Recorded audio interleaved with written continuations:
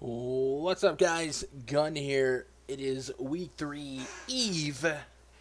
Although technically, I guess Wednesday is week. Whatever. It's Sunday. Sunday's the real week 3. No one wanted to watch the Jags and Titans anyway. Fun game, Gardner Minshew. Fun guy. Hey, man. Tonight is the night the candle burn. Every Saturday night, you know how we do. Chop up the slate, make our lineups, carve out our player pools, and have a little fun as we prepare for battle in the NFL lobbies on FanDuel, DraftKings, Fantasy Draft, Yahoo, wherever you're playing. Do it as a team. I'll be in there probably from the time you see this video until I finish my lineups. Last week I didn't get out there till 4 a.m. Ideally, I'd like to get out there a little bit sooner, have a little bit of sleep, but it is what it is. If you guys have been following the channel this week, you know we are doing a couple of month pass giveaways. Shout out to Russell Miller. Shout out to Rich. Sponsored a collective 6-month passes. We've announced 2 of the giveaways. One of them is going to reward active subs. So anyone who got a new subscription this week between Monday and I guess tomorrow or midnight will be entered into a drawing to win a free month extension to their current sub. The other giveaway is right there on my Twitter account, twitter.com/Gundacker Sports. If you go retweet my pinned tweet, that'll get you involved, get you into that drawing. And hey, between you and me, there's only 14 retweets on this thing. It's pretty good odds on that. And finally, a third giveaway. We're only halfway there. We'll do some more giveaways next week. We're going to do a league, a low ball league. So I need you guys to look at the pinned comment of this video. I'll have a link to the contest. It's a free contest to enter.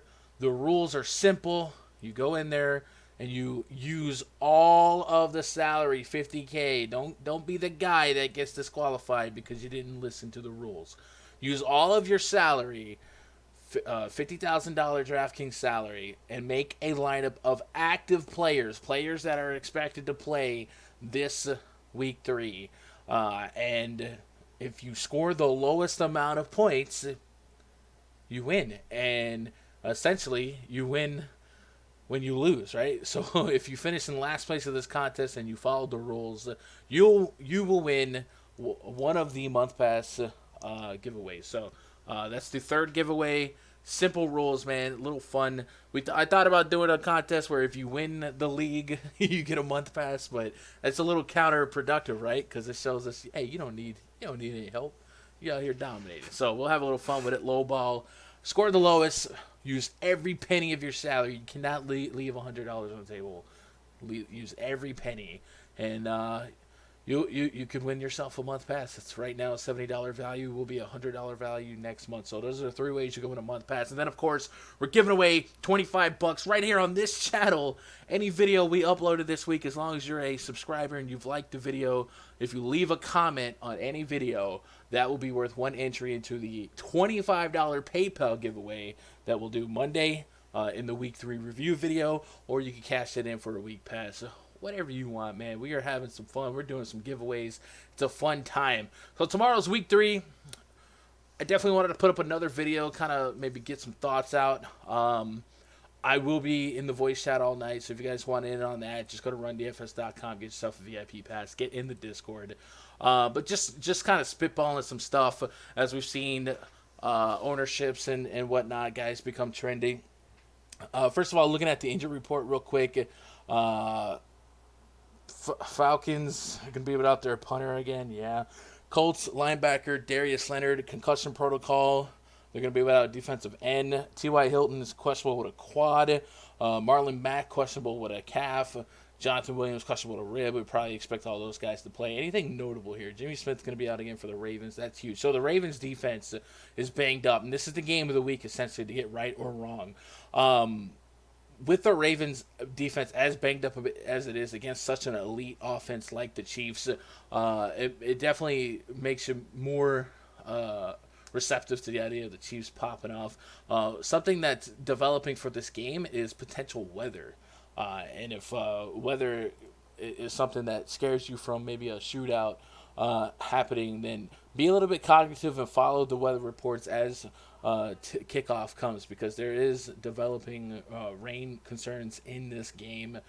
Could make things a little bit more wet, a little bit more sloppy. Generally, teams might want to rely on the run a little bit more. I don't know that Andy Reid gets off his game plan or Harbaugh gets off his game plan, but definitely something to watch there. I also think that the way I've been building lineups, being a little running back centric, I really haven't been getting as much exposure to this game as I thought I would, but I will have to tweak it tonight just to make sure I got just enough. At least Lamar Jackson, but I like both sides. Lamar Jackson, I feel like with the rain, doesn't really get hindered too much because he still runs the ball quite a bit. Panthers, we know Cam Newton's out. That's huge for Kyle Allen. I'm going to be all over Mr. Allen. Love him in this spot. Should be a super pace-up matchup. Bengals at the Bills. So the Bills allowed the fewest passing yards per play so far this season. The Bengals have the fewest rushing yards per play this season, so they're going to have to pass a little bit more. So it's going to be a tough spot for the Bengals. I did kind of keep an eye on what the Bengals have been doing defensively, and it does seem like they are holding other teams' top targets to low targets, like between Tyler Lockett and George Kittle, which makes me a little bit worried about John Brown, but I'm probably not going to pull the plug just yet on a 2-game sample size. Broncos at the Packers. More and more I think about it, the more I'm into the Packers defense, but I have a really strong inkling to play some Emmanuel Sanders. Doubtful tags on the one that really matters for me. Jimmy Graham has a groin injury. If he's out, that could open up some really, really deep options at tight end. But I'm pretty well sold on my tight end pool right now. Lions at the Eagles. Eagles are a big time question mark for injuries this week when it comes to receivers. I think Deshaun Jackson's expected to miss, and Alshon Jeffrey has not practiced at all, and I think he's listed as doubtful. I did see an errant report on Twitter yesterday that said that he would play even though he didn't practice, but that makes me think if he did play, he'd be more of a decoy. But as of now, I'm just going to assume that he's doubtful. And of course, this begs the question, Nelson Aguilar or not. 3K, that type of volume, I'm going to take a shot, obviously. Texans at the Chargers. Chargers defense, I don't think anyone's going to load up on defenses against Deshaun Watson, but definitely think we should be paying attention to how much Deshaun Watson's getting sacked. Laramie Tunzel has not really done them any favors, and he's listed as questionable here. If Chargers can get to the quarterback here, force a couple of sacks, it might bang up Watson enough that he could cough one up or throw a turnover. But otherwise, it also seems like a week where no one's talking about the high-end receivers, and that includes a guy like DeAndre Hopkins, who is the most expensive receiver on the slate at $7,800. If he delivered a big game here, no one would be surprised, and I think you could get him at single-digit ownership just because there's no hype on this game. Last week against Jacksonville was a low-scoring defensive game. Was Jalen Ramsey covering him? So, I mean, are we going to forget about his potential like we saw in week one? It's $200 cheaper than that. Not a good matchup against the Chargers secondary, or not a matchup that I love, but generally speaking, DeAndre Hopkins is more matchup proof than not. Moving on, Chargers side, Hunter Henry's going to be out again. Obviously, Michael Davis is out. And their kicker, Badgley, questionable with a groin. Interesting. None of the sites we play really have kickers. No, actually, no site that I play has kickers, so not relevant for me. Higbee out for the Rams.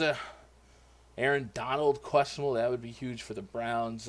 The Browns dealing with a lot of injury. David Njoku is out. He's got the concussion protocol and a wrist injury. Demarius Randall out with concussion. So this will open up the Rams offense even more and make you wonder about if the Browns have a backup tight end worth punting in deep tournaments. I don't think I'm going to get there, but it could open up some more middle routes for like Jarvis Landry or somebody like that to pick up the very few targets that we've seen going in Njoku's way thus far. Dolphins, no thank you. Cowboys, Michael Gallup out. That's going to continue to drive up stock in Devin Smith. Tavon Austin being out as well. is huge. They have a lot of outs, actually. Tyrone Crawford, Luke Gifford, Antoine Woods, and Xavier Woods all listed as out. But it's the Dolphins, so we don't care, right? We're not playing Josh Rosen, right? No one. Is there any chance that one of the Dolphins receivers it just volumes his way into a good day with this quarterback? Devontae Parker's 4K, 7 targets in his first 2 games with Fitzpatrick throwing him the ball.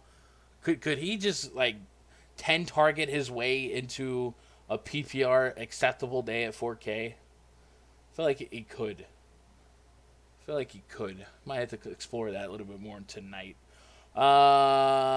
Saints at Seahawks. I don't think the Saints have committed to a starting quarterback yet. Teddy Bridgewater, Taysom Hill. Could be one of those days where they go college on them, 50-50, trick plays for both teams, get creative. So I'm likely going to stay away from the quarterbacks. I do think Alvin Kamara draws the tongue-in-cheek short end of the stick here.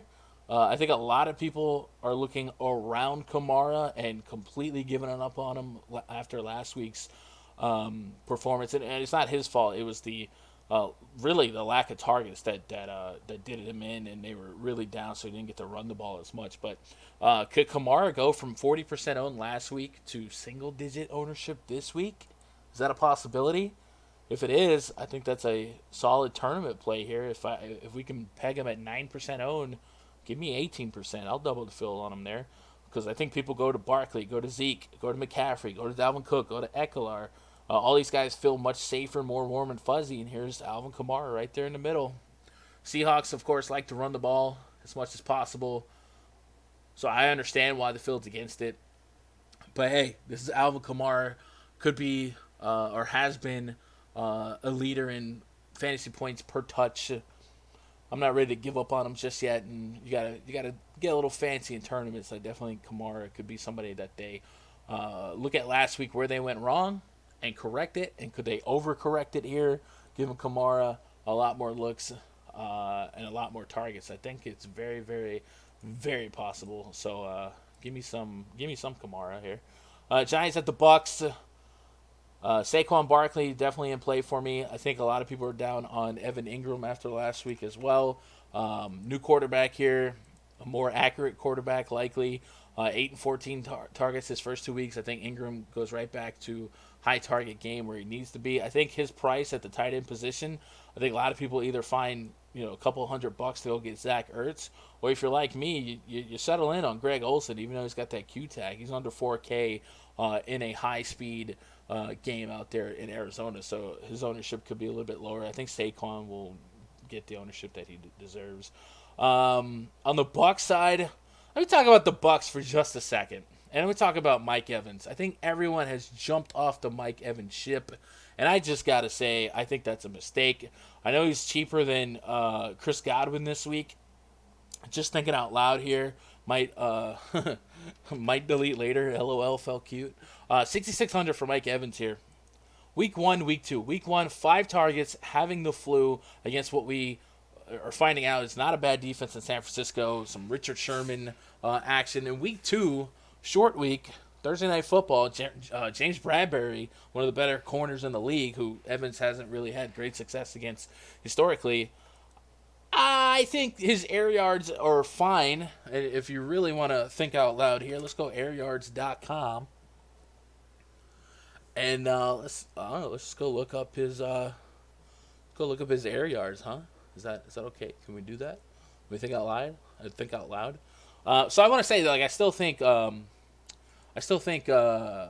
that Chris Godwin's a fine play, but I'm just saying in general, man, I feel like people are getting off of Mike Evans here, and I don't think it's the right move. I think eventually this guy's gonna come in and be a great play. He's gonna have the targets. He's gonna have the air yards. Look at him here, 89 receiving yards on 234 air yards. So he's top 20 in the league in air yards, right? So Winston is still looking at him, still trying to air it out. I think that's gonna regress or positively regress, progress, whatever you want to call it. I think these numbers are gonna settle in a little bit more, and these targets to Mike Evans are going to start hitting. He's going to have games where he has 10 plus targets. It's the Giants defense, which has been really, really bad. Janoris Jenkins has just been getting burnt the last 2 years. I hate to see it, but it's just the way it is. And I think, if not now, then soon, I think Mike Evans is going to blossom. And I think people are just forgetting who Mike Evans is and what he can be. And that's the benefit of DFS is so many people are, what did you do last week? Whether good or bad, whether somebody overperformed or underperformed. Like Alvin Kamara, week 1 and week 2, the difference is there. Same with Christian McCaffrey. A lot of people overreact to 1 week, and I think we're going to see that with Mike Evans going forward. And I definitely think this is a great spot for not only Mike Evans, but Jameis Winston. A lot of people were on him week 1 against San Francisco. You didn't get to play him in week 2 because he was on the Thursday night game. He's right back at it, and we've seen him have 5 touchdown games on the road. So I think, or not on the road, but we've seen him have 5 touchdown games. So I think the Bucs kind of grow on me as a little bit sneaky play because I still don't trust their run game, even though Peyton Barber had a great week last week. Jets at the New England Patriots. So if you guys haven't heard, the Patriots released one of their receivers, I forget what his name was, yesterday, which is going to open up a little bit more of a safe projection for Julian Edelman. And I know the Jets defense is tough, but this is the Patriots here. So is Edelman a $6,300 receiver this week if Antonio Brown is not on the team, or if he's on the team, excuse me? I think there's a case that he's a little bit more.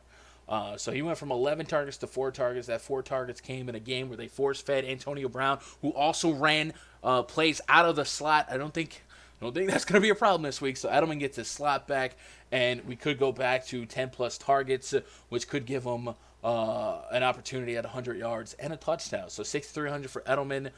Maybe doesn't have the upside, the 25, 30-point game that you might be looking for. But I think he does. I do think, generally speaking, though, the Patriots are going to be one of those teams that just keep it so spread out that I rarely gamble on one Patriot. But I think if I had to choose one Patriot, it's going to be Edelman because he does seem like the safety blanket for Tom Brady. And I'm probably out on taking stabs on everyone else, Josh Gordon, James White, guys like that. A couple of outs for the Jets, though. Sam Darnold's out again with the mono, and they're down to their third-string quarterback. So Patriots defense in a fine spot at home in Foxborough. Really hard place to go and play some football at. So definitely don't mind Patriots D. A lot of people have asked me between Patriots and Cowboys D. I mean, that's such a coin flip, man. I really hate to be a bailout there. But I think the situation is different for the Dolphins or teams against the Dolphins. Not that Josh Rosen is going to be a savior, but maybe he's a little bit more safe than Ryan Fitzpatrick. I mean, Fitzpatrick, we've literally known for the last couple of years with the Jets, with the Bucs. We've seen this guy get benched mid-game multiple times because he's thrown 3, 4, 5 interceptions. That's what he's known for. Will Rosen be as gunslingy and reckless? Because essentially what we're hoping for when you play a defense is, do we get the touchdowns? And like the Patriots, do we get the double touchdowns? So I don't think, I do think there's a chance the Cowboys defense for what its price is, just going to be an average play unless the Cowboys defense does walk away with a defensive touchdown, which so far has been so good. Raiders at the Vikings. I like the Vikings defense. Hyped them up in the Vikings, or in the defensive video we posted on the channel. I'm starting to sell myself on a couple other defenses, but I think the Vikings price and situation, I'm digging a lot. I think they're going to run the ball a lot. Dalvin Cook is somebody I like as a handcuff to the Vikings defense. I will say Dalvin Cook, as the weeks progress and as the box scores on Kirk Cousins come out where he's throwing the ball 10 times, 20 times, 30 times, where they really want to be run-centric unit. Dalvin Cook's going to start seeing some more stack boxes. I think he saw something like 28-30% of stack boxes last week. But he's able to thrive. He's able to get through, and we've seen running backs, elite running backs do that. Todd Gurley, Saquon Barkley, Ezekiel Elliott in years past. These are running backs that have had to deal with 8 in a box. So Dalvin Cook, I think, is an elite talent that can get by that. And I think so far at his price, 7,800, I think it's there. I do think there's a range of outcomes where 25 or less is a yucky situation, but I do think Oakland on the road is not something that I'm going to be overly concerned about. I will have a nice heaping of Vikings D, and if you're a fan of historical correlation, running back, defensive handcuff has been a positive one. So nothing has really changed for me on that situation with the Vikings D at home.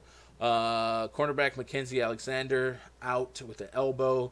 Anthony Barr questionable. That's important. And on the Raiders side, Dwayne Harris out, former Giant great. Vontaze Burfict out, so even less resistance as a linebacker here, or not out, questionable. So he's done with a shoulder and knee. So if he's to miss, it's a plus for Dalvin Cook, LaMarcus Joyner. Yeah. So depending on who actually does suit up for the Raiders here, and usually if somebody's questionable, I just expect them to be in. It's an even bigger plus for Dalvin Cook. And then Steelers at the Niners. I think the Niners defense definitely deserves some consideration. They've been playing really good defense the first 2 weeks. Steelers working with a backup quarterback now. I'm cool if we load up the Niners for another week in a row. Tevin Coleman looks like he's going to be out again. Jalen Hurd out. Joe Staley out. Trent Taylor out. Lots of outs there and a couple questionable. So if you came to me with some lineups with Steelers, or excuse me, with 49ers defense, I wouldn't doubt you. If you guys got any other errant questions like that, like I said, I will be parked at my desk the rest of the night. For the most part, I will be in the RunDFS.com VIP Discord. If you guys want in, just go get yourself a week pass at RunDFS.com. Download Discord app, get in here, log in, and then football voice chat. You click on it, and you'll be able to listen to us, or you can grab a mic, talk some plays, meet some people, make some new DFS friends. We have a lot of fun every Saturday night. Hopefully I don't have to be up till 4 a.m. I think this week's a little bit more clear and easier to construct lineups, and I probably won't play as many lineups this week as I did last week just because I like a centralized approach. But definitely am always looking forward to meet new Vipers, new DFS friends. So yeah, come be part of the crew. Lots of giveaways. I don't need to run them down anymore. You can go to the beginning of this video, learn 3 different ways to win a month pass of VIP access, get all the spreadsheets, the Discord, all that good stuff.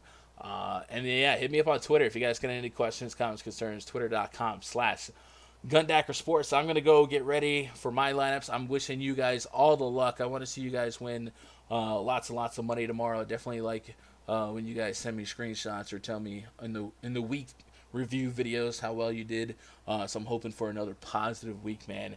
I'm excited. Hope you're excited. I will see you guys in the week 3 review video on Monday. Love you guys. Good luck. God bless. Go win some money.